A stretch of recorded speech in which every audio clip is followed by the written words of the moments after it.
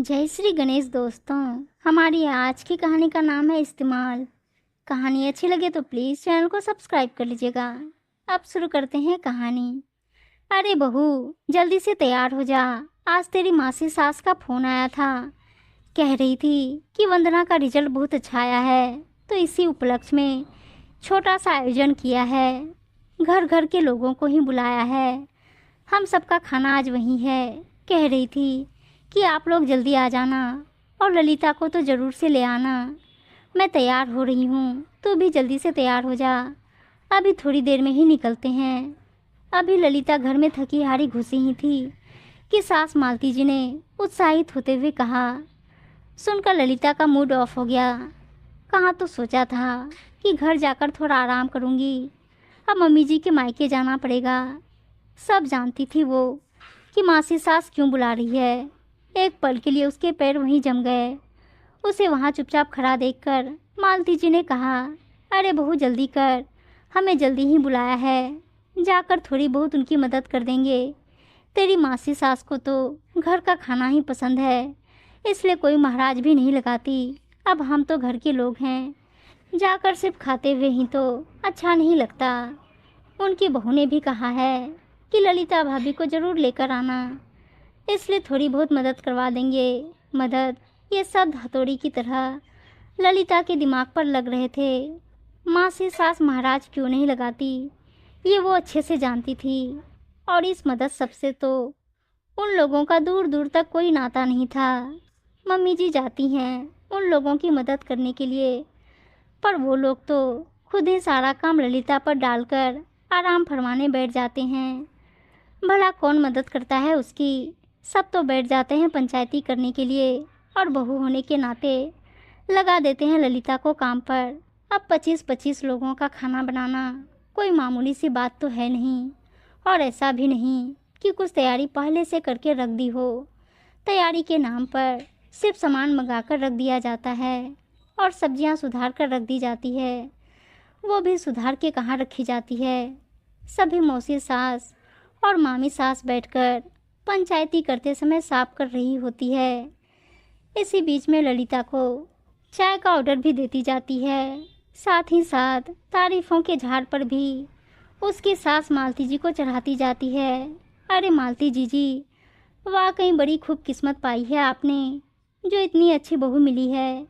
भाई कुछ भी हो, कहना पड़ेगा, ललिता पूरा काम संभाल लेती है।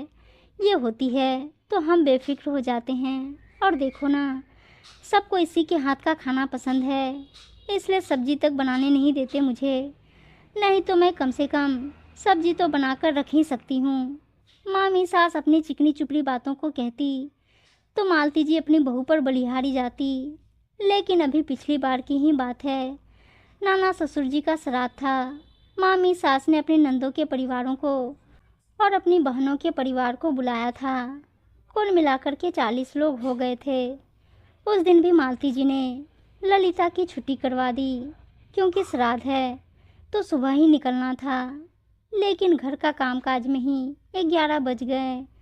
तब तक तो मामी जी के 3-4 बार फ़ोन हुआ आ गए, अरे जीजी कब तक आओगी। और मालती जी इसी बात पर अपनी भाभी पर बलिहारी जा रही थी कि भाभी का उनसे कितना प्रेम है।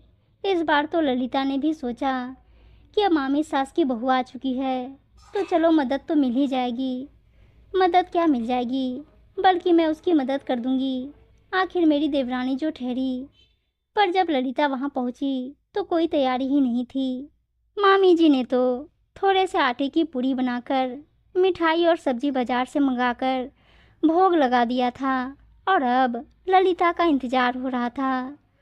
जब मालती जी ने इस बारे में पूछा तो मामी जी बोली, अरे सबको ललिता के हाथ का ही खाना पसंद है, इसलिए महाराज नहीं लगाया। और बहू अभी नई है, उससे इतना काम नहीं होता। ललिता को तो आदत हो चुकी है।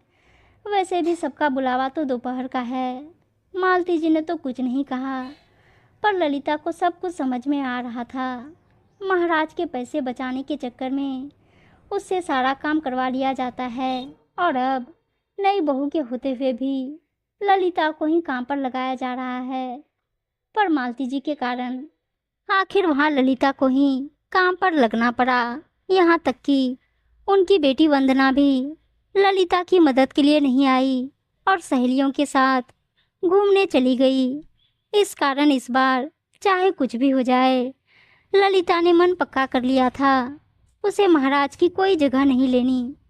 चाहे कुछ भी हो जाए, उसे अब अपने आप को इस्तेमाल करने से रोकना है। सोचते सोचते ललिता ने कहा, मैं शाम को आ जाऊंगी, आप चाहो तो अभी चले जाओ। लेकिन मामी जी को तो तेरे हाथ का खाना पसंद है और उन्होंने खासकर कहा है कि ललिता को लेकर आना। मालती जी बोली, मम्मी जी वो सब तो ठीक है, पर मैं अभी अभी तो आई हूँ, थक चुकी हूँ, मैं शाम को ही आऊँगी। अरे कभी कभार तो चलता है, रोज़ तो आकर आराम करती ही हो ना। मालती जी पूरा जोर लगाते हुए बोली। पर इस बार तो ललिता पूरी तरह से तैयार थी। नहीं मम्मी जी, आज वाकई मुझ में हिम्मत नहीं है, मैं शाम को ही आऊँगी। वैसे भी मैं कोई महाराज तो नहीं जो इतने लोगों का खाना बनाती रहूं। मामी जी की बहू अब तो थोड़ी बहुत पुरानी हो चुकी है, वो ये काम संभाल लेगी। आप चले जाइए, आपका मायका आपको ही मुबारक, कहकर ललिता अंदर कमरे में चली गई। मालती जी को ललिता का ये सब कहना बुरा तो लगा, पर समझ में तो उन्हें भी आ रहा था। खैर, उन्हें तो अपने मायके जाना ही था, तो वो अपने मायके पहुंच गई। जाकर देखा तो वहाँ इस बार भी कोई तैयारी नहीं थी। ललिता को उनके साथ ना देखकर मामी जी बोली, अरे जीजी आप अकेली आई हो, ललिता कहाँ है? भाभी आज वो बहुत थक गई थी, इसलिए वो नहीं आ पाई, वो शाम को ही आएगी। ये सुनते तो मामी सास के पैरों तले जमीन खिसक गई। अब इतनी जल्दी महाराज कहाँ से मिलेगा? ऊपर से इतना सामान मंगा लिया वो अलग। अब काम को देखकर मामी जी उनकी बहू और बेटी के हाथ पैर फूल रहे थे। बहू ने तो हाथ खड़े कर दिए कि मुझसे इतना काम नहीं होगा, या तो मिलकर मदद करवाओ या फिर किसी महाराज को बुला लो। मालती जी को भी समझ में आ गया कि उनकी बहू का सिर्फ इस्तेमाल होता था। आखिरकार बहू और बेटी दोनों मिलकर रसोई में लगी। इधर मामी जी और मालती जी सब्जियां सुधारने लगी, लेकिन खाना बनने तक सबकी हालत पस्त हो चुकी थी। शाम को जब मेहमान आने लगे तब तक वो तैयार भी नहीं हुई थी। ललिता जब शाम को खाने के मौके पर पहुंची तो ना ही मामी जी और ना ही उनकी बहू और बेटी ने उससे ढंग से बात की, पर ललिता को फर्क नहीं पड़ा। उसने तो खाना खाया और वहाँ से रवाना हो गई। अब तो ललिता ऐसा ही हमेशा करने लगी, तो मामी सास को भी समझ में आ गया कि अब ललिता बेवकूफ़ बनने वाली नहीं। अब धीरे धीरे मामी सास ने भी सिर्फ ननद नंदोई को बुलाना शुरू कर दिया।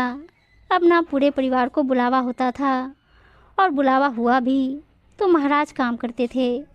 उम्मीद है दोस्तों कहानी अच्छी लगी होगी, और अच्छी अच्छी कहानियाँ सुनने के लिए चैनल को सब्सक्राइब और वीडियो को लाइक से ज़रूर कर दीजिएगा। धन्यवाद दोस्तों।